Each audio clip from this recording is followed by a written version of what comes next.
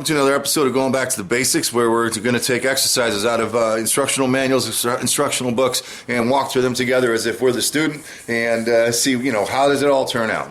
Does it work? Does it not work? Of course, they're supposed to work. So, did we work or did we not work? I guess is the answer. Hope you enjoy it. We're going to try to do a lot of things, and I hope it's just about as fun to watch as it is for me to do, because it's fun to go back it's fun to go back to the basics. Enjoy.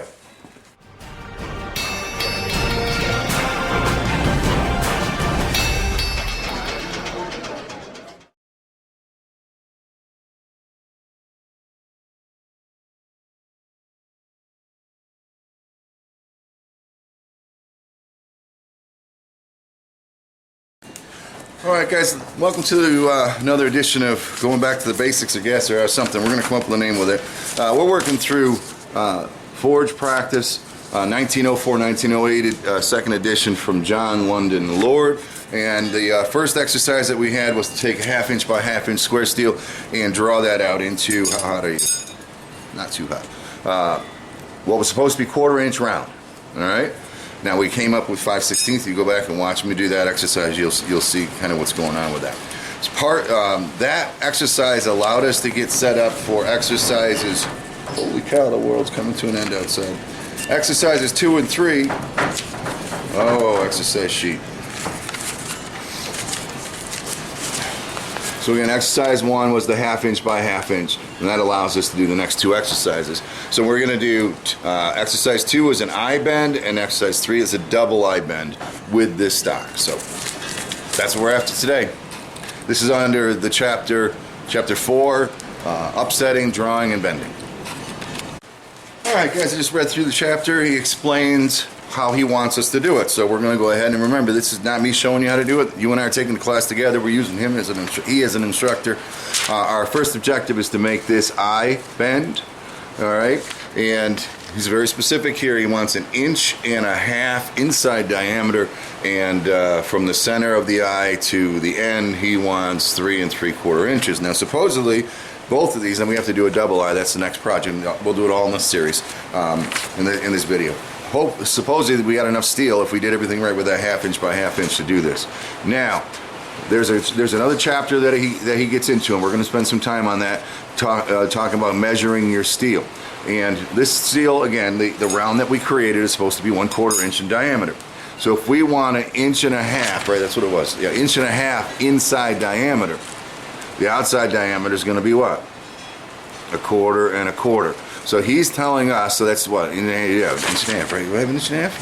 Right, make sure I'm following his instructions. So he's actually adding, excuse me.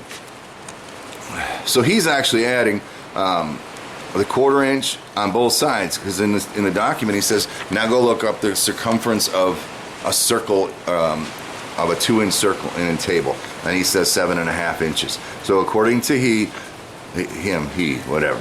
From this bend point to the end should be 7 1/4 or 7.5 inches of our stock. We should have paid attention during class, because that math just don't work. All right. So he said, look up in the table in the book, which I didn't bring that. I don't have the whole book printed out yet. That the circumference for a 2-inch would be 7.5. That's what he says in the exercise. Well, circumference of a 2-inch diameter circle is 2 times pi, right? 2 times pi equals 6.28 something. So he must know something we don't, and that table must have some more magic in it relating to steel. We're going to find out. I'll certainly insert it right now, actually. I never believed that a 120-year-old book could possibly be wrong.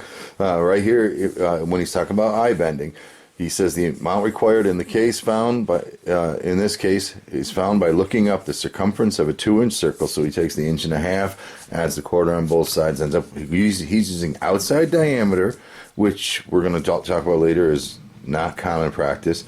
Look up the 2-inch circle in the table, and he says the circumference is 7.5 inches. Well, if we take a look at this table, 2 inches, this is the table in the book, circumferences, areas of circles. 2 inches is just like we said, 6.2832. So I'm not sure where he got the 7.5 from, but that number is wrong. 2 3/8 would be 7.4. 2 7/16 would be 7.6. So there's a little bugaboo in his book. there's my explanation.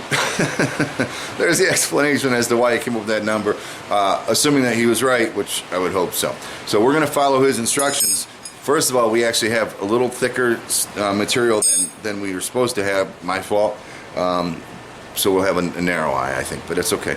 But 7.5 compared to 6 1/4, that's a huge difference in material. Let's see how he does, and we are going to learn something, because whatever that table is something we're going to want to know. And then when we do the chapter of measuring steel for bending and things like that, we're going to want to pay attention to that, because that's something I always have struggled with. So let's go ahead and do his. We'll follow his instructions. 7.5 is what it says. Let's do it. All right, first thing John says is go ahead and take from the edge of your anvil and measure whatever that measurement is. 7.5 inches, which is right there. Okay, 7.5 inches. Man, I don't think we're gonna have enough material for this. All right, and he says lay your piece there. Once it's hot, we'll have to come back and heat it up, right? And then he says put your hammer, the edge of your hammer, right on that mark. Actually, he wants you to do it this way. That way you're not fighting what I just did. Right on that mark.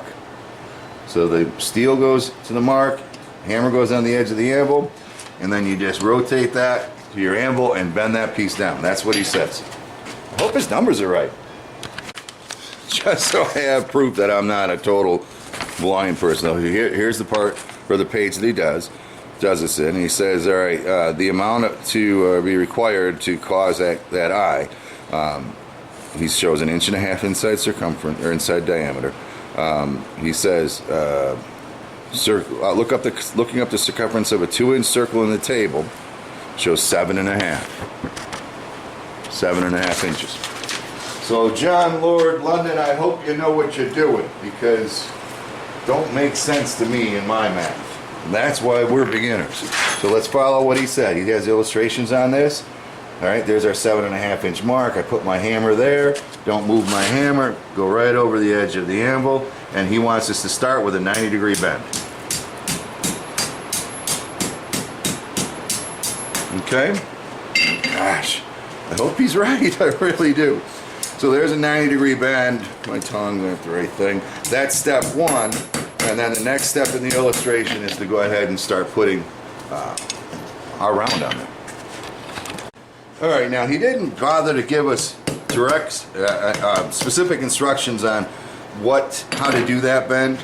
All he wants is a J. He wants a J coming up like this. So we can do that over the horn, which he does talk about making rings, doing it over the horn, and just bending that up. I can tell you right now, I'll be shocked if that turns out to be a 1.5 inch diameter circle. You saw it in black and white, man. What do they say? Don't always believe what you read. So, you know how to straighten things. I'll come back with a little more heat. We'll finish that bend, and we'll see exactly what the heck's going on. He explains you can do this whole circle right over the horn of the anvil, but he also says that for some reason that circle that you're after is too small of a diameter, that you can go ahead and do it off the face of the anvil, which is what I'm doing now. Now what I've done is I bent too much, so I'm just straightening it back out, because this eye should be centered over that. All right.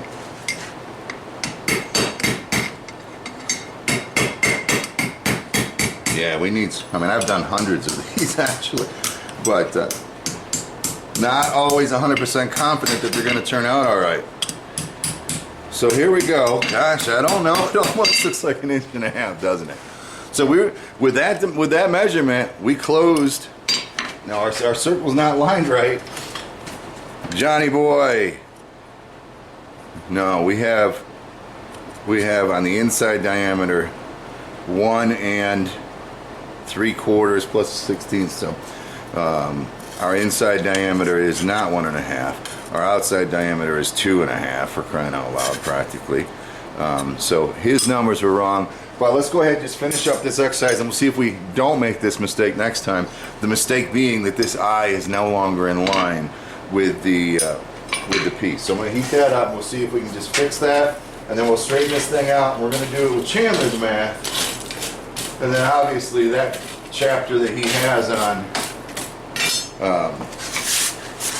sizing, you know, understanding the size of steel for bends and things. We're gonna make that one of our next chapters, I bet you. I bet you.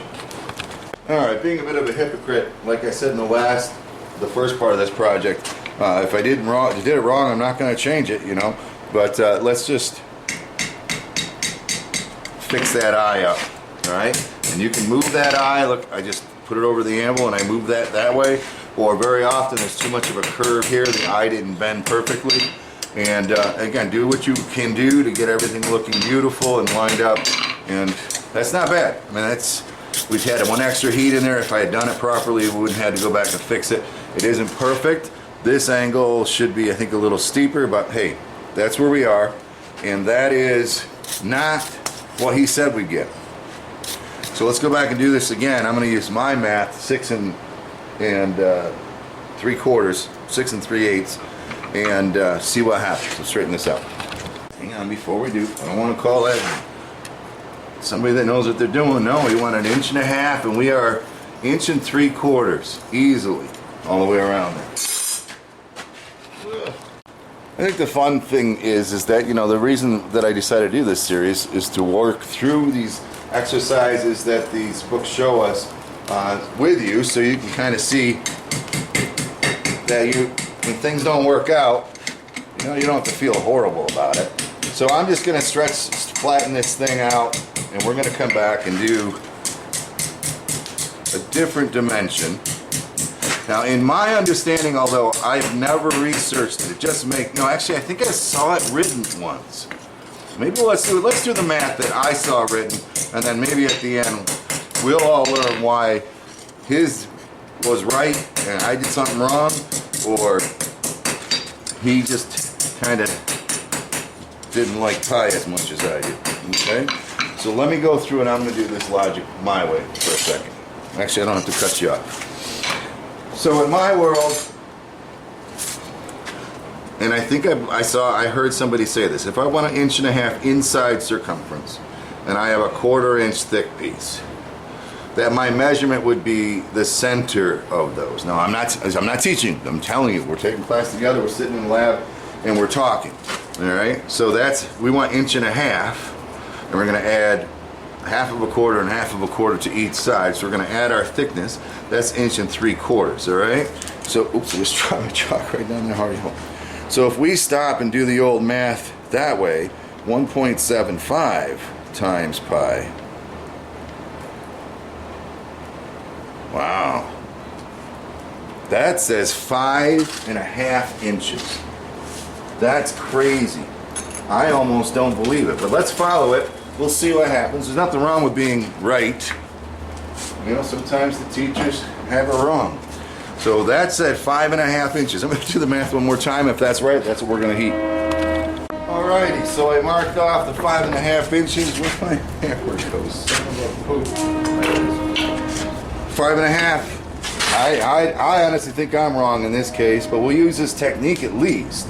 Alright, he says put your hammer on there and swing it over. Alright, and then we're going 90 degrees down. Oops, right there. From that point. Yeah, he bends a true 90 there.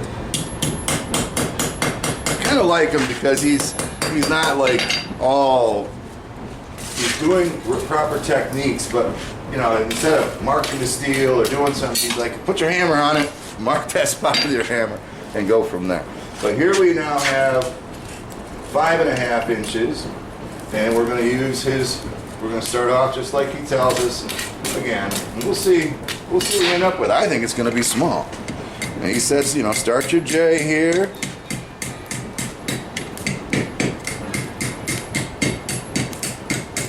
And again, like he's mentioned, if it doesn't work for you, he didn't say anything about dropping the piece.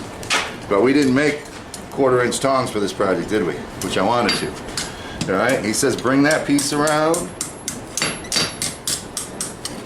on the face of the anvil if you want to. A little more heat here. I don't know, Chandler. don't know. I don't know if you're going to get 1.5 inches out of that. Looks small to me.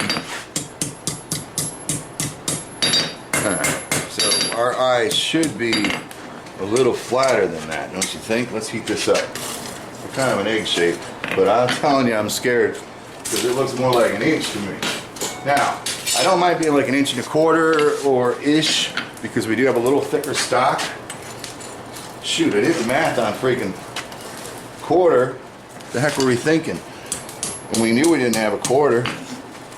We had 5/16, so I should have done the math on 5/16. And we'll go ahead. Now this is the way I normally center my eyes, is right like that.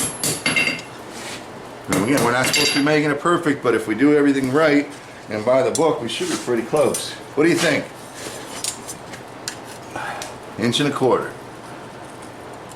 inches. 1.25 inches. Yep, 1.25 inches. So we went down to 5.5. He said 7.5. I think that 6.2 something is going to be right. So we got some learning to do on measuring. Truing up this eye, you can do that right here on the horn. We had a little bit of a flat spot up there. Bring it together. And there we go. There's our eye. So we followed his instructions, but not necessarily was his numbers right in the book. And that's when we go back to the professor and say, what the heck's going on here? So I'm sitting here editing this video, and I'm wondering why, you know, I keep saying the dude was wrong, the dude was wrong, the dude was wrong. And then I got thinking, if I looked at his write-up, and he says this in the preface, he says, you know, I'm not writing this book for you to base exercises off of. I'm writing this book to tell you what I believe things should do. And then in the second edition, they put the exercises in. Well, I'm looking at the exercise and I see, oh, we need an eye with a 1.5 inch center, right? Well, guess what? In his explanation in the book, he has an eye with a 1.5 inch center, but then, and it took me a heck of a lot of looking in with my bad eyes. But that says 1/2 inch thick stock. So during his explanation, he was messing with 1/2 inch stock. So that's interesting because now he said draw a 2 inch circle, which again, that bothered me too because I said you should be using the inside or the middle, the center line circumference. Well, if you take 1.5 inches with 1/2 inch stock, center line is 2, right? Quarter on each side, 2 inches. So that is supporting the logic that I've read and that he also teaches in his sizing chapters. So that's where he got the 2 inches from. So that's good, and that goes with our logic. The 7.5 is still wrong though. When he did the lookup, he did something goofy there. But at least he's not teaching us wrong. He just gave the wrong lookup reference from the center line of that material plus the diameter. So 1.5 inches plus 1/4 on each side, or 1/2 is 2 inches. And that's where we got all confused so far, but I thought I'd throw that in there. He wasn't wrong totally. It's just his write-up was using a 1/2 inch stock during the same chapter we're doing this exercise, and we have supposedly a 1/4 inch stock. It's all about the author, all about the book. You got to find the one that you like and understand what's going on. There's a one eye bend.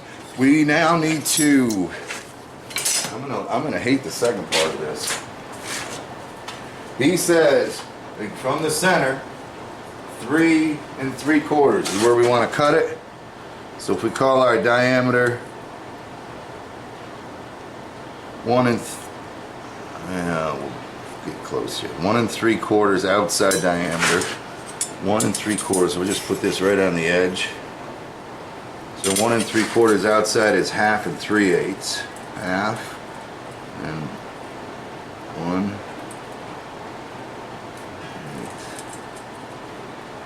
Can't see my thing. And it should be about center.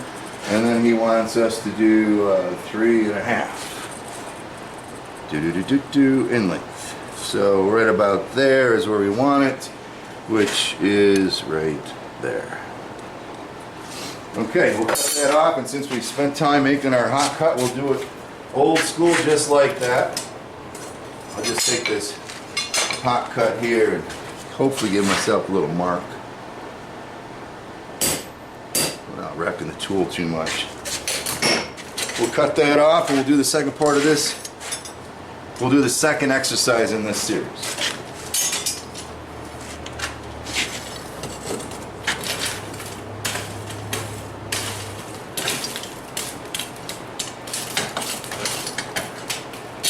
It'd be funny if I go back, well, let's do it. What the heck?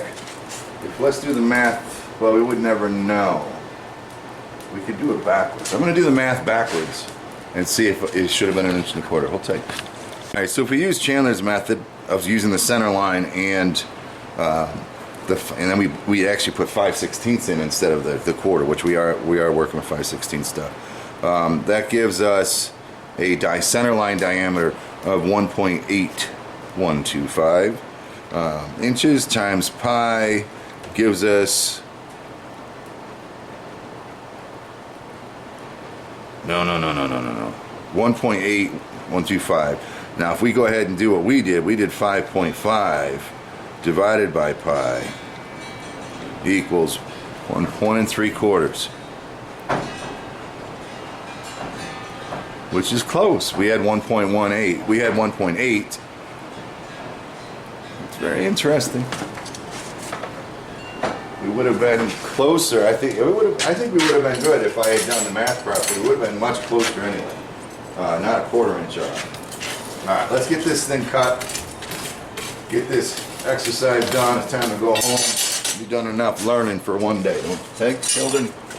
So we'll put our piece of sacrificial down. We got our jerry-rigged ad hoc hot cut. And somewhere on here I made a mark, didn't I?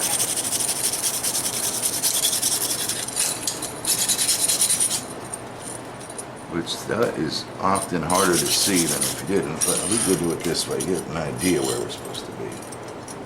Oh yeah, there it is right there. Okay. So hopefully we still got enough heat. We're getting pretty orange though. Oh, I'm gonna cut it this way, I got the straight edge that way. Where was that mark? I think it was right there. Back on the sacrificial, man. Get back on the sacrificial, man. And we'll just cut that off.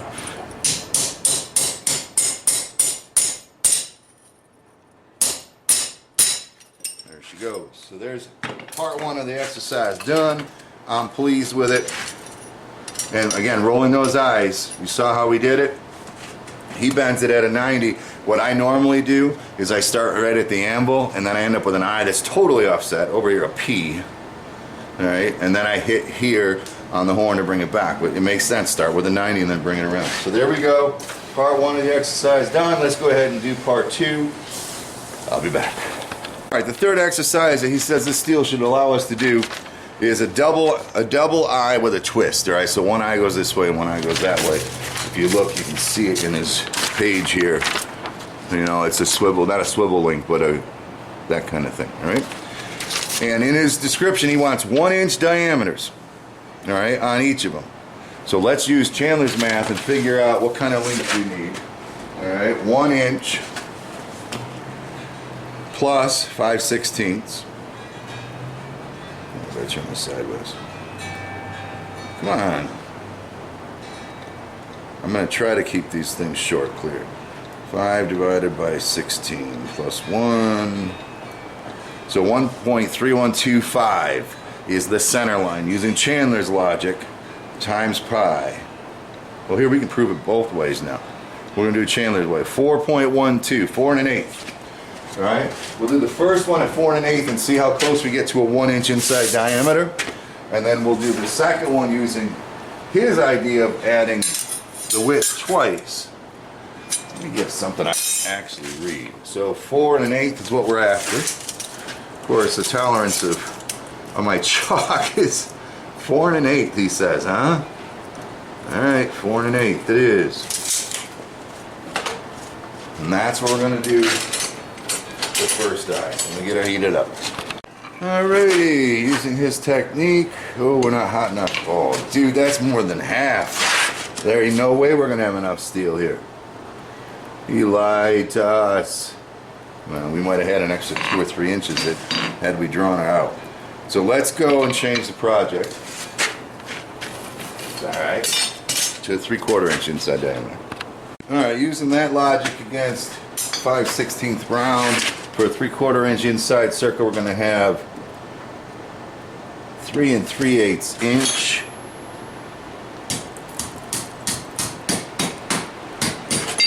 Three 3/8 inch.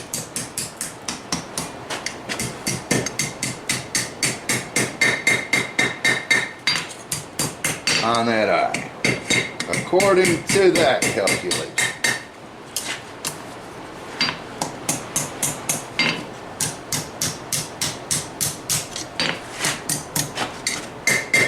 Just give myself a little more heat here.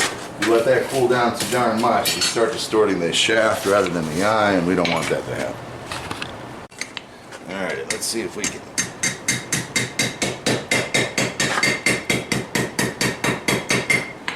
get that eye in there somewhere rounded.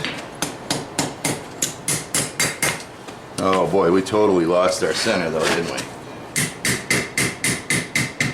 Practice, practice, practice, Chandler. I kind of like this series. I mean, I'm not making any money. Well, not directly making money. I'm not making any projects. Alright, so see, we're teardropped again there. Let's fix that. Oh, I haven't seen anything in his lesson where he talks about fixing it. Because you're supposed to do it right in the first place, Chandler. Maybe that's why he doesn't talk about fixing it. It isn't too horrible. Now the question is, how close to a 3/4 inch eye do we have there? I'd rather leave it hot because I think it's not 3/4. Well, let's see what we ended up with. All right. Again, the math that we just did with that was center line of the material. And I'll be doggone, we are just a 16th. No, we're damn near an 1/8 off. That's 3/4. This is a little too narrow. So let's go with the next one. I think we have enough material to do that. So instead of center line, which is my logic, let's go ahead and do outside. All right, let me just do this again. We have 5/16, which, I mean, I know I'm stupid, but it's 3.125 times 2 is 0.6, that's 625, plus 3/4, 0.75 equals 1.375 times pi equals, there we go. I must have did something wrong. 4 3/8. This would be using the entire width, taking the outside circumference on the bend. And this bend needs to be 90 degrees from the other one. Remember that. So I'm going to go ahead and hold it that way. Where's my magical hanger? Okay. So we want 4, oh wait. Well, that's just about right. Oh no, here we are. Yeah, so we want to bend it exactly there. Holy crap, how are you going to do that? Oh no, we're going sideways. That'll make it easier. Alright, let me heat back a little farther.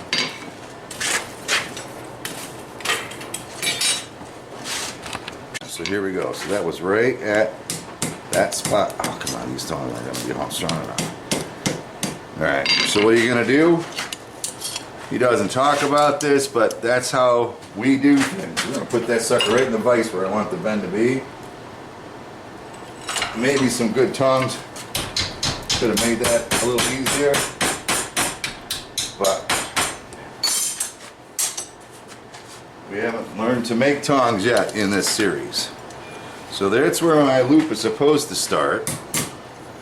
I can find something that works better though, I bet you.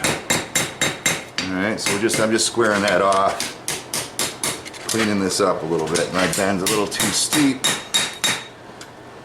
Still a little too steep. So, getting that diameter of that steel, and when we did the rounding, that's critical. It makes a huge difference. Just that extra 1/16 of an inch, which maybe it's a little more than that.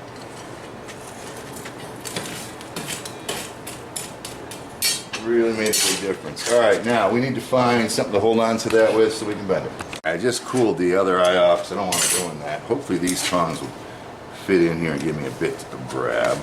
And then we're going in the opposite direction.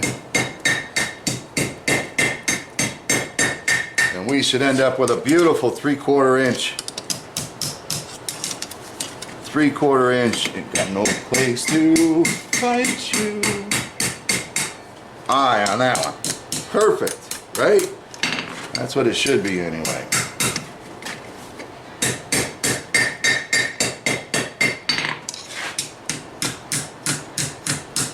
Let me get a little more heat on that. I mean, the sad part is, and I wish he had done that. See, now, if I were to ever feel confident enough, I could write a book, and I've written instructional material before, and then just have somebody who knows what they're doing check it. I would, because how long should that have taken? All right, that's the key. I mean, it's good when you're on the homestead or whatever to be able to make things, but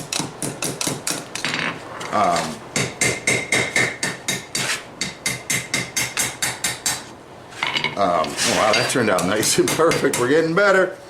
We're getting better. It turned out perfect as far as centered on the perpendicular here. So that's cool. I'm happy with that. But, well, as I was saying, you know, being able to make something is great for being on the homestead. But when you're trying to make a living at it, or somebody's hiring you to do it, now I'll be damned if that isn't a 1 inch. That's 1 inch diameter. 1 inch diameter. Which, if you remember, was 4 3/8 what I first guessed to get a 1 inch diameter. Interesting, but we didn't have enough steel to do that, so then I switched it to 3/4, and now we use that same number, and we got a 1 inch diameter. All right, Chandler, you're gonna have to get well, it'll take a few classes before I get a good format for us. But I just said everything wrong. This is what we just walked through was exercises 2 and 3 in the examples shown in the second edition of the book. All right. Exercise 1 was to take 1/2 inch square, turn it into 1/4 inch round. We did that in the previous video. Exercise 2 and 3 were to make a bend eye bend. Where am I? And then to make a double eye bend. But they were supposed to be particular in size and everything, and we did not achieve that based on the information in the book. But that's it. Lessons 2 and 3 from Forge Practice by, and I call him London a few times, sorry, John Lord Bacon. All right, 1904, and then the second edition is 1908. I think that's awesome to go back in history like that and to, you know, be instructed by, well, he's not there, but you know what I mean, older practices and stuff. And as we do different books and different projects, we'll see how it all goes. But there's a double bend with a 90, which is important. If you had an S hook and the S hook was shaped, you know, let's say you had an S hook and you needed to hang differently or something like that, you could. I mean, there's a lot of uses that thing has. And of course, this could be a tie down or a rivet or something like that. So anyway, hope you enjoyed it. That's back to the basics. I don't know, I haven't come up with a name of this show yet, and we got to do an intro tonight and all that kind of stuff. But I hope you enjoyed. I hope you learned along with me. We're not done yet. No. And we know how to do this. All right, we practice and knew, you know, how to. We know how to make that bend, but we don't know how to make the bend the exact size yet. And there's a chapter, like I told you, in his book that deals with measurements. So, hey, I hope you enjoyed. I hope you learned something that's kind of fun to just sit back and practice. 1,000 of these, all right? Because again, as I mentioned, okay, so we are able to make it, and maybe we'll learn how to make it with the right diameter. But can we make it in one heat so that we can make 100 of these in an hour rather than 15 or 20 of them, right? That kind of thing. I mean, and also repeatability. I'm very pleased because I took some time with my forging. So as you look at this, yeah, there's hammer marks in there. This thing could have been put on the grinder, but we tried to be pretty clean with it, and that's what I'm going to try to do with most of these exercises. All right, I'm very pleased with that. I didn't file off my burr from my cutoff, and that's it. Lessons 2 and 3. Catch you on the next one. Hope you guys enjoy the series. Ciao.